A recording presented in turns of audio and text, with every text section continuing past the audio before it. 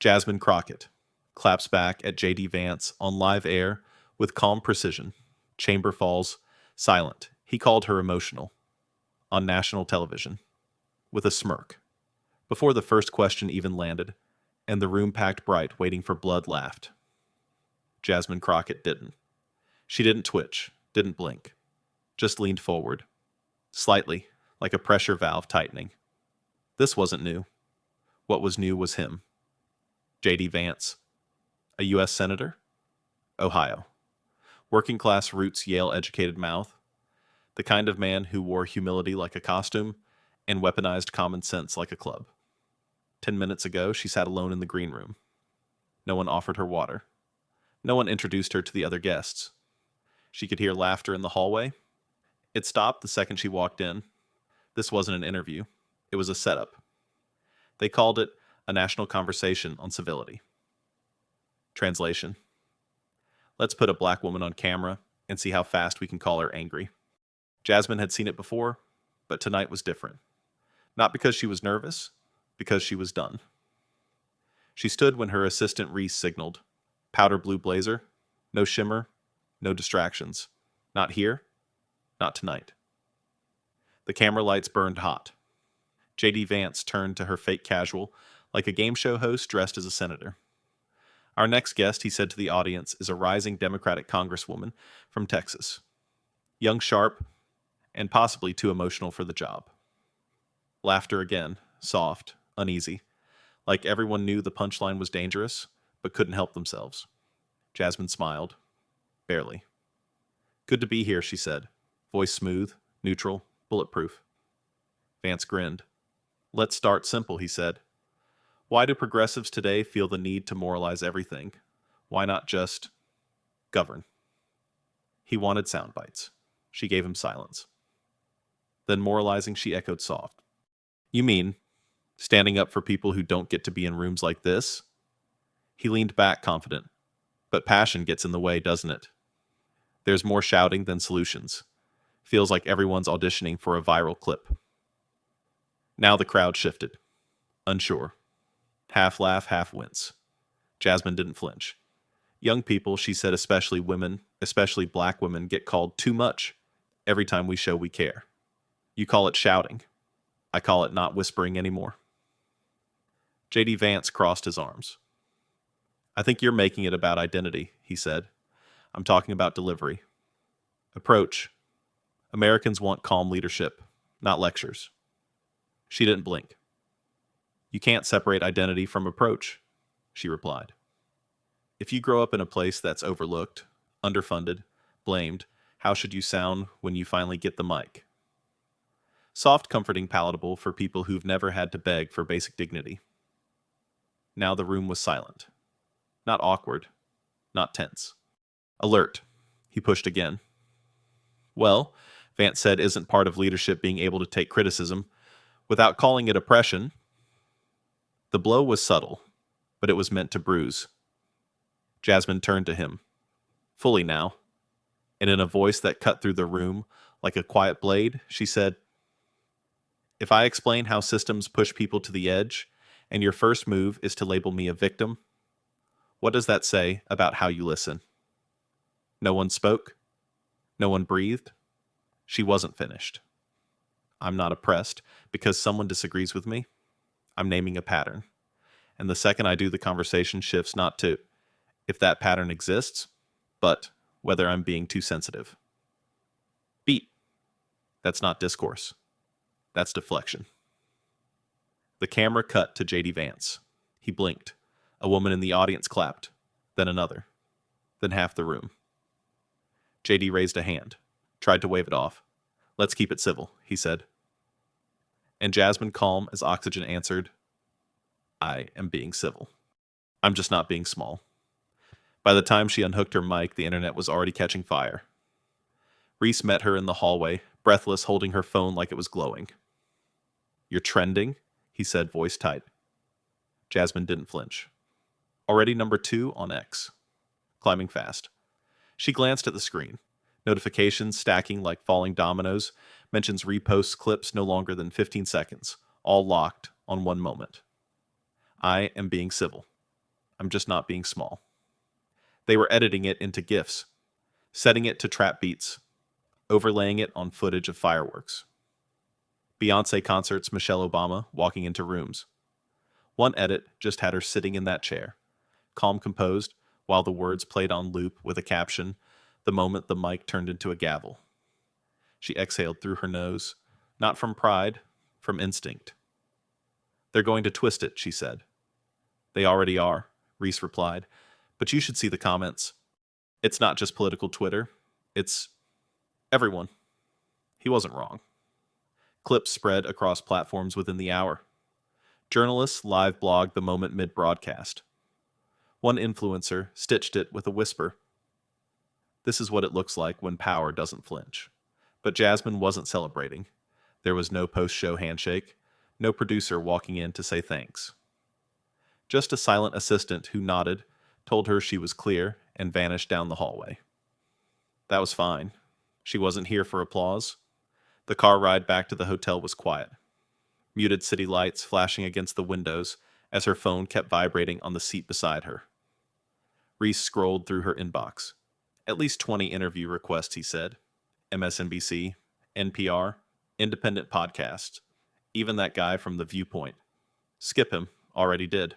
He hesitated. Do you want to respond? Say something official. She stared out the window. They want a reaction, she said. Yeah, they always do. In her hotel room, the air was heavy. Not with pressure, with consequence. She kicked off her shoes, flicked on the TV, and there she was on screen again. Muted. Panelists talking over each other. Her face frozen mid-sentence. One host said, "This is why Democrats lose moderates. That tone alienates people." Another cut in. She didn't raise her voice once. She was surgical. Jasmine didn't stay long. She muted the screen. Let the room go still and let her head fall back against the couch. This wasn't unfamiliar, but that didn't mean it wasn't exhausting. Her phone buzzed again. Unknown number. Washington, D.C. She let it ring twice. Picked up. This is Jasmine. A male voice, polished and patient. Congresswoman Crockett. This is Ed Ramos at CNN. We'd love to have you on tomorrow morning to follow up on tonight's exchange. She didn't answer right away. I'll have my team get back to you, she said. Thanks. She hung up. Reese looked at her from across the room. You want me to say no? She didn't look at him. I want you to say, we'll think about it. Because that was the truth. She didn't need another mic. Not yet. Not while the last one was still vibrating. By sunrise, the backlash had arrived. Headlines dropped like hammer strikes. Crockett claps. Back at JD Vance in on-air clash. Emotional Congresswoman erupts over oppression. Claim viral moment. Sparks debate over civility in politics.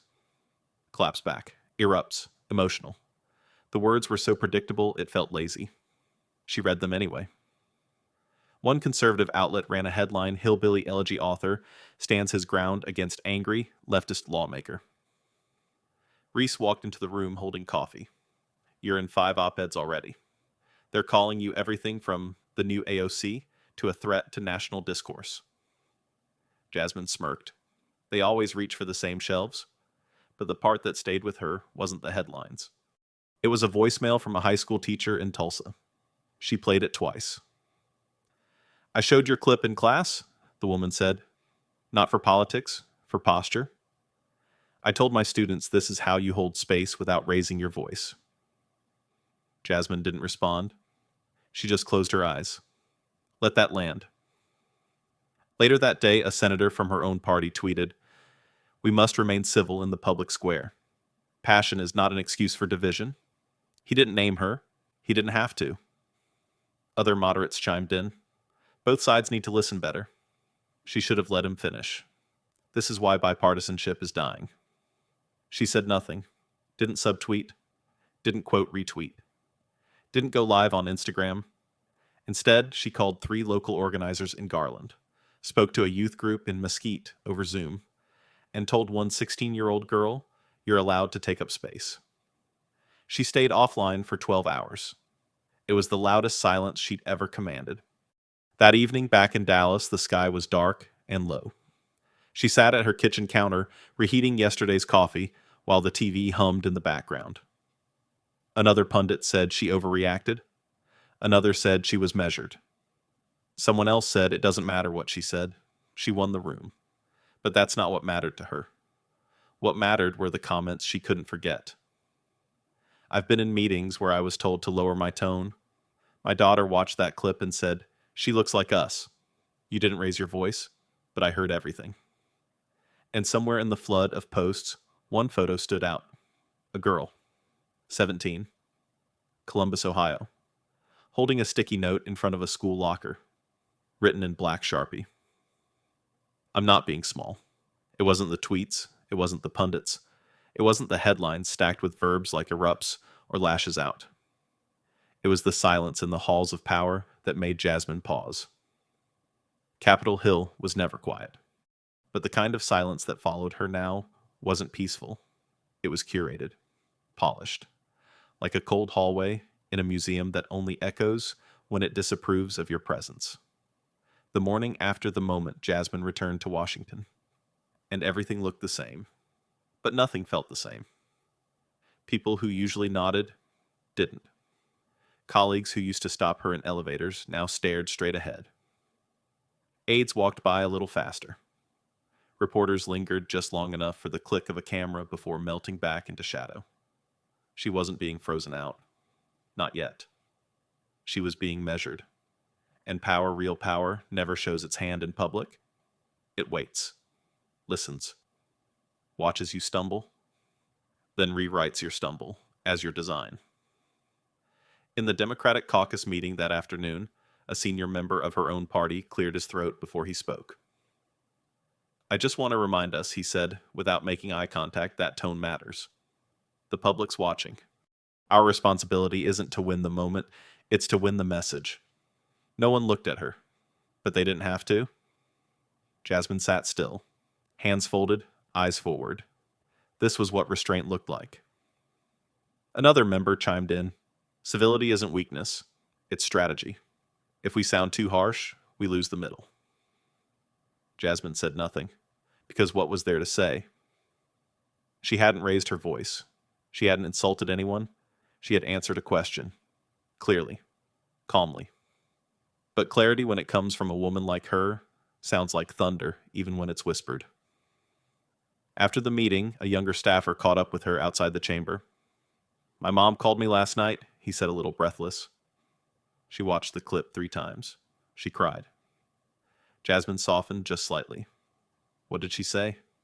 She said, "That girl didn't back down. I wish I hadn't either." That stayed with her. Later that week, the Judiciary Committee held an oversight hearing on voting rights. Jasmine sat 3 seats down from JD Vance.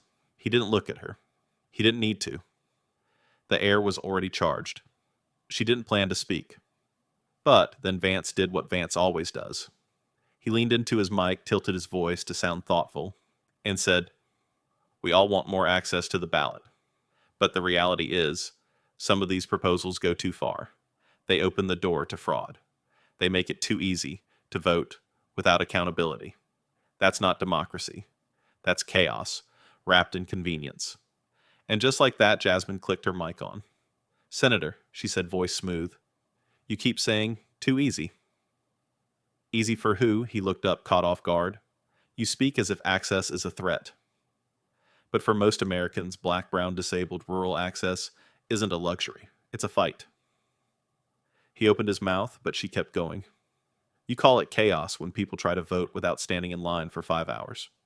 You call it fraud when they want to mail a ballot instead of driving 40 miles to the nearest polling place. You're not worried about fraud? You're worried about change? The room shifted. Not dramatically, just enough. Eyes glanced toward her. A pause formed around her mic. She continued. When you say accountability, what you really mean is gatekeeping. When you say too convenient, what you mean is they finally found a way around your barriers. JD Vance leaned forward. That's a gross mischaracterization of my point. She didn't blink. No, Senator. It's just a plain description of the impact. The committee chair raised a hand. Let's keep it to policy. I am keeping it to policy, Jasmine said, still measured. I helped draft language that would have increased polling places in working class districts. That's not emotional. That's structural. Another member shifted in his seat. Someone coughed. JD tried to pivot. Well, with respect, I think we have different ideas about what fairness looks like. No, Jasmine said. We have different experiences of what fairness feels like. When the hearing ended, several aides approached her. One handed her a note. A reporter wanted a quote. She declined. But word had already spread. By that evening, a clip from the hearing, just 20 seconds, was circulating. Another round of coverage. Some called it a rebuttal. Others a meltdown. Fox News ran a headline. Crockett explodes over voting debate, accuses GOP of racism. She hadn't said the word racism once, but they didn't need accuracy. They needed a villain. She didn't respond. She went home and found on her front step a handwritten letter in a plain envelope. No return address. Inside was a single sentence. My mother died before she could vote again. You made her voice matter anyway. Later that night, she sat with Reese in her office, the lights low, laptops open. He scrolled through more clips, more headlines. They want you on Face the Nation this weekend, he said. She didn't answer. He looked up. They're trying to figure out what box to put you in. Firebrand. Disruptor. Angry left. It's like they can't process calm confrontation. That's the point, Jasmine said. What is, they want a spectacle. But I gave them precision. She stood, walked to the window, looked out at the Capitol dome in the distance, glowing like it always did, soft, sterile, unbothered. Reese said, if we don't respond, they'll keep defining the moment for you. I'm not chasing the moment, she said. I'm building the standard. The next day, a small group of college interns visited her office. One girl, maybe 19, raised her hand nervously. How do you decide when to speak and when to stay quiet? Jasmine paused. You don't wait for safety, she said. You speak when the silence feels heavier than the risk. Another asked, how do you stay so calm when people talk down to you? She smiled just a little. I get angry, she said, but I've learned that silence can be louder than shouting if it's weighted with truth. The girl nodded, wrote that down like scripture. Before they left, one lingered.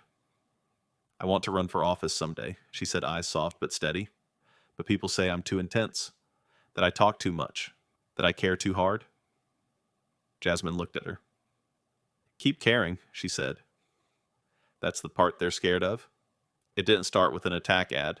It started with a whisper. A reporter Jasmine had never spoken to slid into Reese's inbox with a subject line that said, off the record. Can she comment on the old DUI from her brother's file? That was the first match. The second came hours later when a verified account posted a cropped mugshot with no context. Then a thread. Then a theory. She hadn't seen her brother in 7 years. He was alive. He was clean now, but once in a time, when they both had less than they needed, he'd been arrested for driving drunk in Oak Cliff. She had helped pay the legal fees. She had driven him to court. She had visited him every week he was in county. But she had never, not once, used it for political currency. And now, it was on a chyron. Congresswoman Crockett's family history. The real story behind the calm persona. Jasmine stared at the screen. Not angry, not shocked, just quiet. They're not going after you, Reese said. They're going after what they think will make you stop talking. She nodded once, because the clip didn't work. The hearing didn't work. So now they try shame. Reese looked down. They think you won't push back. I won't, she said still, but I'll respond. That night, she wrote the statement herself. No ghostwriter, no consultant, no edits. It was less than 200 words. Posted as a screenshot, white background, black font, no branding. It read, my brother is a human being. He made mistakes. He took responsibility. He turned his life around. And I loved him through every part of it. That's not scandal. That's family. I ran for office to protect people like him from a system that punishes mistakes harder when your skin is darker and your zip code is lower. If you think that makes me weak, you've never seen real strength. She hit publish, then turned her phone off. By morning, something strange had happened. The smear hadn't landed. Instead of scandal, the public gave her solidarity. Instead of retreat, she got reinforcement. One comment read, "She said what every big sister from a broken system has felt." Another said, "They tried to use shame." She turned it into shelter. Someone posted their brother's court papers. Someone else posted a video of her original speech with the caption, "They forgot she came from where we come from." The moment shifted again. But Washington didn't like losing control of the narrative. That afternoon, during a closed-door briefing, a different kind of silence followed her strategic avoidance. Not punishment, but professional erasure. When her name came up for subcommittee assignments, one senior staffer said flatly, "She's a distraction right now. Let's table it." No one argued. Reese told her that night. Jasmine didn't react.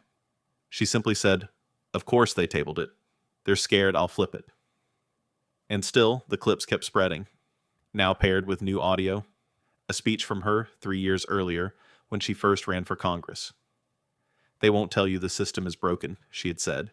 "They'll just punish you for noticing." Reposted, recut, millions of views, again, and again, and then her brother called. She hadn't expected it. "Hey," he said.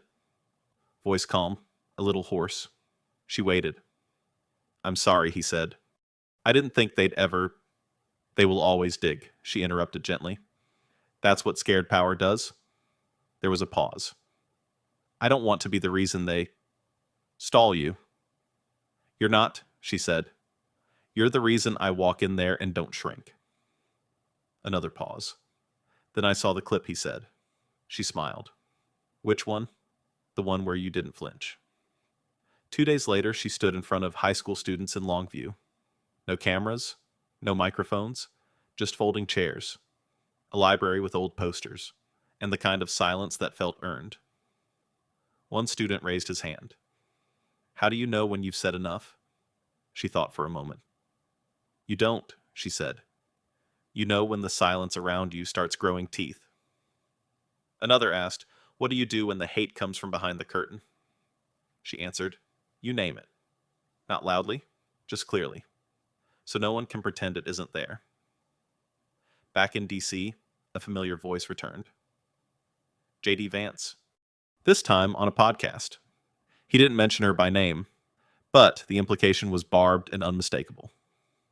The problem with performative politics, he said, is that it rewards grievance over solutions. You get attention for being upset. But that doesn't move legislation. A host chuckled. Subtweet received. JD continued, "Politics should be about policy, not personality." "I didn't get into the Senate to make viral moments." Jasmine didn't comment. But that evening, she opened her notebook. The black one with the worn leather cover. She flipped past earlier pages. Not loud, just clear. Silence is not surrender. They erased him. I remembered everything. Then she wrote a new line. They want policy without presence. But they're not the ones erased by absence. She closed the book. A week passed, then 2. The headlines moved on. A new scandal broke in another state. A celebrity couple divorced. A billionaire bought another app. But her clip didn't fade. It resurfaced quietly, consistently. Not on the front page, but in classrooms, in town halls, in whispered conversations between sisters who weren't supposed to speak too loudly. The moment didn't go viral. It stayed. The day started with a folder. Not a camera, not a tweet. Just a folder on her desk, unmarked. Then, dropped off quietly by a legislative aide who didn't say a word. Inside language from a proposed amendment to a housing bill. Fine print. Dense policy jargon. But Jasmine read every word, twice. By the third read, the picture was clear. If this passed thousands in her district working-class families, black mothers renters in public-private co-ops, could lose eligibility for subsidies tied to outdated criminal record filters. No press conference had been called. No name had been attached to the amendment. It had been slipped in like poison. And if no one caught it, it would slide right through. She walked into the chamber that afternoon, knowing full well what it would cost. She could speak. She could object. She could file a procedural block. But she also knew she wasn't on the committee that controlled the vote. And the cameras, they were off. No audience, no trending hashtags, just her voice against everything else. The speaker called for comments. 2 hands went up, one from her, the other from a colleague who didn't know what she was about to say. The speaker gestured. Congresswoman Crockett. She stood, and for a moment she didn't speak. She let the silence settle first. Then I wasn't planning to speak today, she began. But I've read the amendment, line by line, and I know what's hiding in it. Heads turned. This isn't a debate about budget efficiency. This is an attempt to use policy to erase people quietly, without names, without notice. She raised the folder slightly. I've seen the mechanism before.